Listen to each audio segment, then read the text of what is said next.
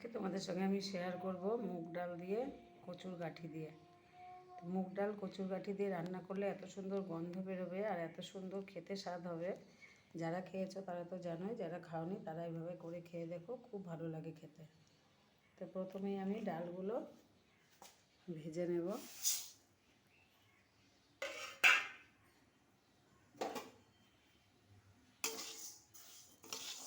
খুব সুন্দর করে ডালগুলোকে আমি ভেজে নেব।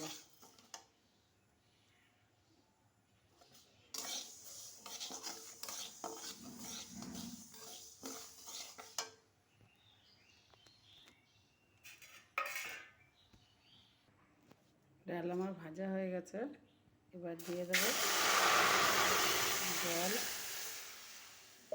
তবে এই জলটা আমি রাখবো না, এই জলটা ফেলে দেবো।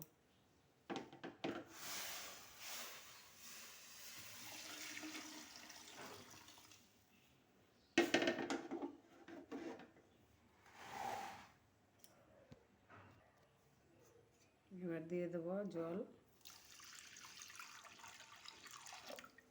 সেদ্ধ হওয়ার মতন জল দিয়ে দিলাম।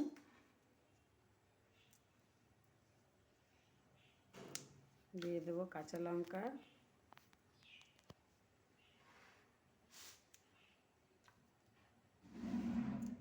যে যেরকম ঝাল খাবে ঝালটা যার যার পরিমাণ মতনই দেবে। দিয়ে দেবো পরিমাণ মতন লবণ।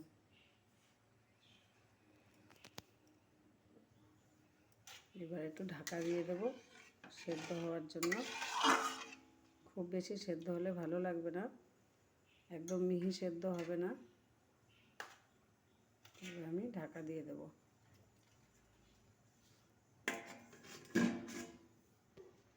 এবার এই গাঁঠি কচুগুলো আমি সুন্দরভাবে কেটে নেব।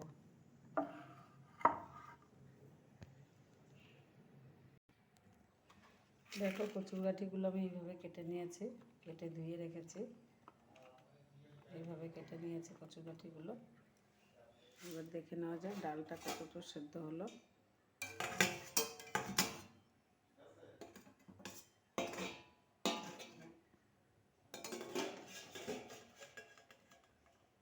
দেখো ডাল ফুটছে, আরও একটু সেদ্ধ হবে।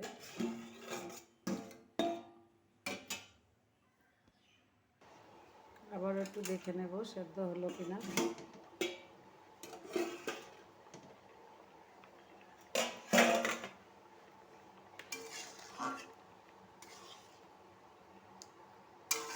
খুব সুন্দর ফুটছে দেখো।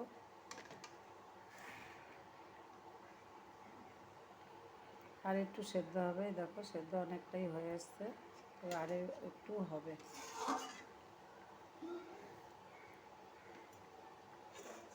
আবারও ঢাকা দিয়ে দেব। এবার আবারও দেখে নেব ডালটা সেদ্ধ হলো কিনা।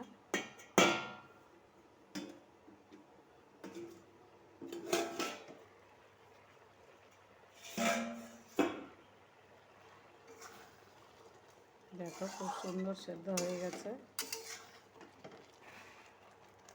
এই দেখো এইটুকুনি দানা থাকবে, নাহলে ভালো লাগবে না খেতে। একবারে মিহি সেদ্ধ হয়ে গেলে মুসুরির ডাল মনে হবে। এবার আমি এটা নামিয়ে দেব। এবার দেখো ওর মধ্যে আর একটু জল দিয়ে দেব। গরম করে আছে জল, সেই জল দিয়ে দিলাম একটু ঘন হওয়ার জন্য, মানে একটু পাতলা হওয়ার জন্য। বেশি ঘন হয়ে গেছে, এই জলটা ফুটলে আমি দিয়ে দেবো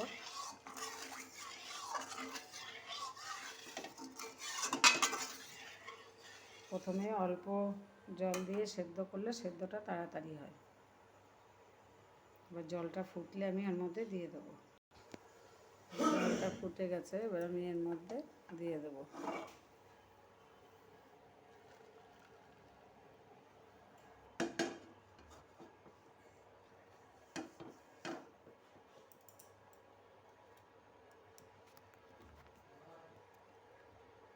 এবার আমি শুকনো ইসেতে একটু তেজপাতা আর একটু জিরে ভেজে নেব।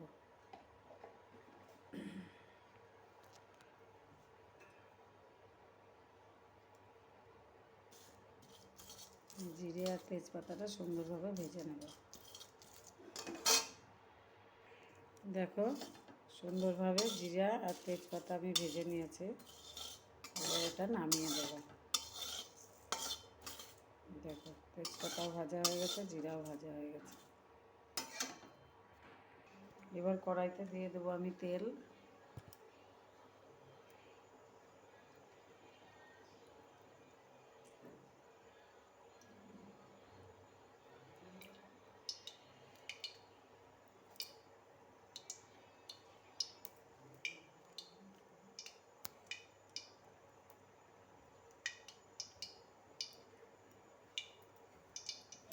দিয়ে দেবো শুকনো লঙ্কা,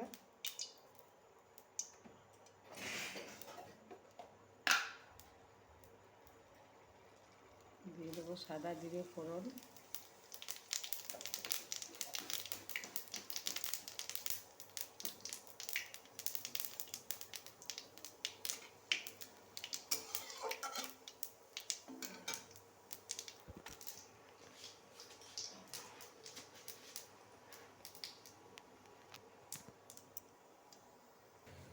ফোড়ন ভাজা হয়ে গেছে। এবার দিয়ে দেবো আমি গাঁঠি কচু।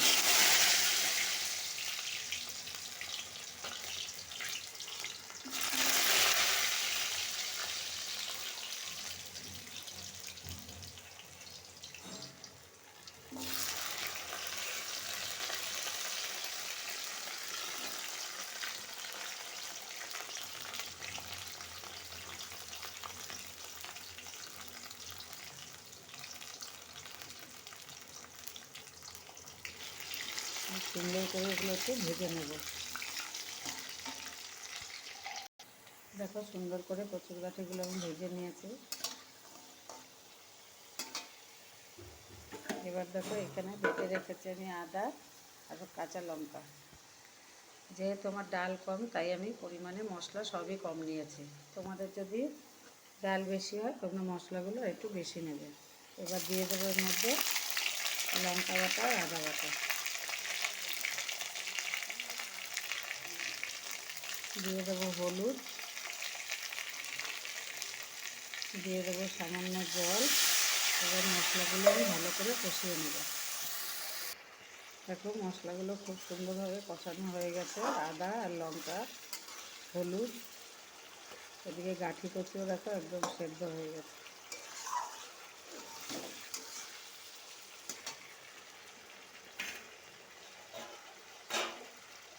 এবার আমি এই সেদ্ধ করা ডালটা ঢেলে দেবো।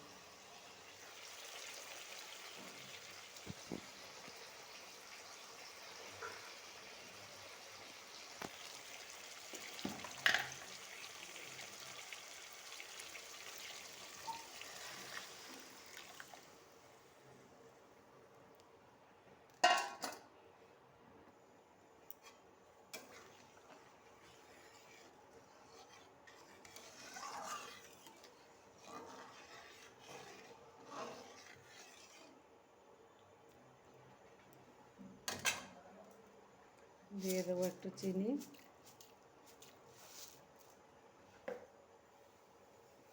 এবার ফোটা পর্যন্ত অপেক্ষা করব।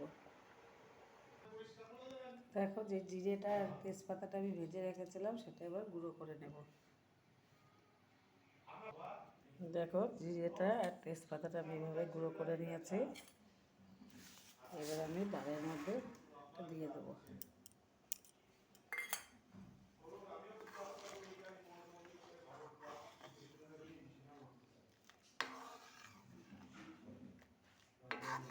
এবার নুন আর মিষ্টি ঝাল সব কিছু ঠিকঠাক হয়েছে কিনা দেখে এটা নামিয়ে দেব।